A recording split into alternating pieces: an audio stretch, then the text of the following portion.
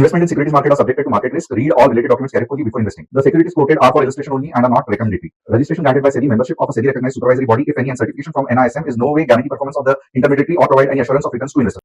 Hello friends, स्वागत है आप सबका एमएमटीसी बाय तुषार गुने चैनल पे। तो जैसे कि आप सबको मालूम है कि हमारा इक्विटी सीरीज का पार्ट चल रहा है, जहां पे हम आपके लिए स्टॉक्स का स्टडी और एनालिसिस करते हैं। तो ऐसे ही स्टॉक का स्टडी और एनालिसिस लेके आज हम फिर से दो स्टॉक के साथ जुड़ चुके हैं आपके साथ। तो स्टॉक का पहला जो आज का नाम है हमारा इंडस टावर्स लिमिटेड, जैसे कि स्टॉक्स वेल नोन आप सबको मालूम भी होगा। तो सबसे पहले कंपनी की समरी समझते हैं। ओके, तो कंपनी के बिजनेस मॉडल की बात करेंगे। तो कंपनी का बिजनेस मॉडल क्या है? तो जैसे कि passive infrastructure sharing business model. Example, जैसे कि कंपनी क्या करती है कि कंपनी का जो मेन बिजनेस मॉडल होता है वो कंपनी जो टेलीकॉम सेक्टर्स की जो कंपनी होती है उनको टावर रेंट पे देना या जो लैंड होता है वो लीज पे देना। तो ये कंपनी का मेन बिजनेस मॉडल होता है। कंपनी के रेवेन्यू जनरेशन की बात करेंगे तो कंपनी का रेवेन्यू जो जनरेट हो रहा है वो मंथली और क्वार्टरली जो रेंट के थ्रू कंपनी का अच्छा खासा रेवेन्यू यहाँ पे जनरेट हो रहा है। कंपनी की अगर स्ट्रेंथ के बारे में बात करेंगे तो कंपनी की स्ट्रेंथ क्या है? तो सबसे पहले कंपनी क्या करी है, तो एक तो कंपनी लार्जेस्ट प्रोवाइडर है टेलीकॉम सेक्टर में। तो ये कंपनी की एक स्ट्रेंथ कहीं ना कहीं हम समझ सकते हैं। कंपनी की अगर वीकनेसेस की बात करेंगे तो वीकनेस क्या है? तो कंपनी को यहाँ पे हाईली डिपेंडेंसी है टेलीकॉम ऑपरेटर्स के, क्योंकि कंपनी खुद नेटवर्क जनरेट नहीं करती है। कंपनी को टेलीकॉम ऑपरेटर्स के ऊपर ज्यादा डिपेंडेंसी होना पड़ता है। तो ये कंपनी का वीकनेस हम समझ सकते हैं। अभी कंपनी के टेक्निकल्स हम समझेंगे कि ओवरऑल कंपनी का क्या टेक्निकल चल रहा है। ओके, तो इंडस टावर का हमने चार्ट यहाँ पे ओपन कर लिया है और कंपनी की करंट मार्केट जो प्राइस चल रही है वो 469 के आसपास का कंपनी का करंट मार्केट प्राइस चल रहा है। तो अभी हम जो स्टडी करेंगे या एनालिसिस करेंगे एक शॉर्ट टर्म ड्यूरेशन के लिए करेंगे। तो देखो यहाँ पे आप रिसेंटली देख सकते हो कि कंपनी ने एक हायर हाई का फॉर्मेशन जनरेट किया है, जो हम एज अ आवरली बेसिस पे स्टडी कर रहे हैं। ठीक है, तो हायर हाई का फॉर्मेशन यहाँ पे कंपनी ने जनरेट किया, जो अपने आप में एक स्ट्रॉन्ग बुलिश इंडिकेशन यहाँ पे नजर आ रहा है। ओके, तो यहां से आगे क्या हो सकता है वो अभी हम देखेंगे। तो सबसे पहले देखो हम बुलिश यानी कि अपट्रेंड के लिए एनालिसिस करेंगे।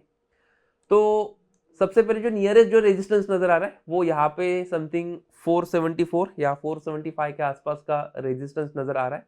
ठीक है, तो यहाँ से आगे का मूव क्या हो सकता है तो वो भी एक बार हम यहाँ पे स्टडी करते हैं।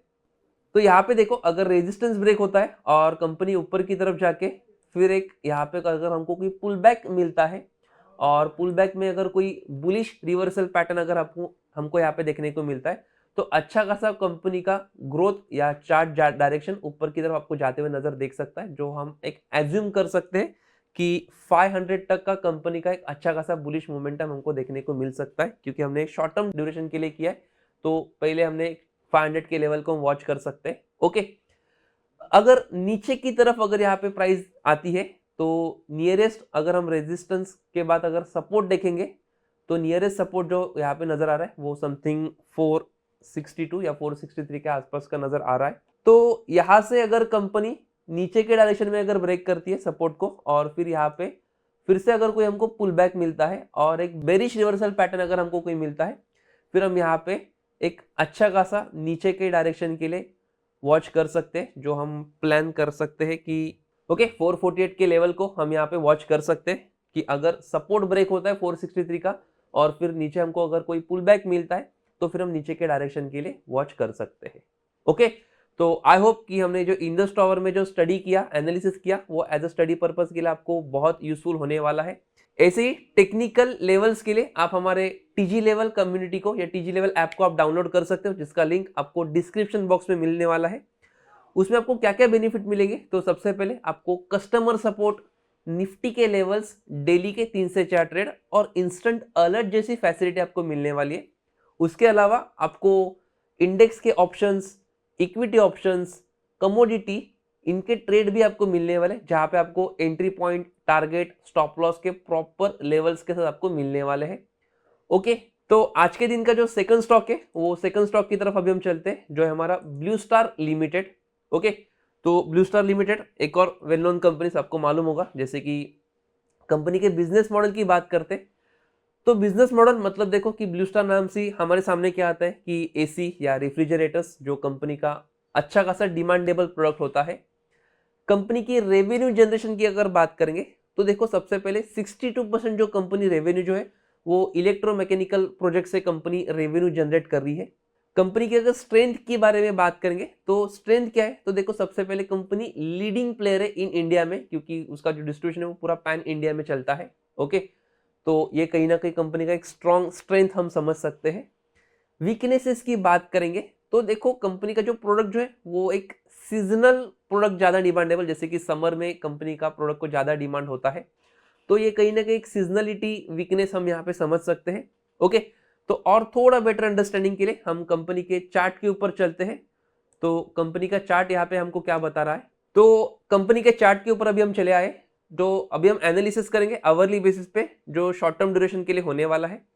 कंपनी की करंट मार्केट प्राइस की बात करेंगे तो 2000 के आसपास का कंपनी का करंट प्राइस चल रहा है, और यहाँ पे भी आप देख सकते हो कि कंपनी ने लेटेस्ट में एक अच्छा खासा आवरली बेसिस पे हायर हाई का फॉर्मेशन जनरेट किया, जो अपने आप में एक स्ट्रॉन्ग बुलिश इंडिकेशन यहाँ पे हमको नजर हो रहा है या स्ट्रॉन्ग इंडिकेशन मिल रहा है।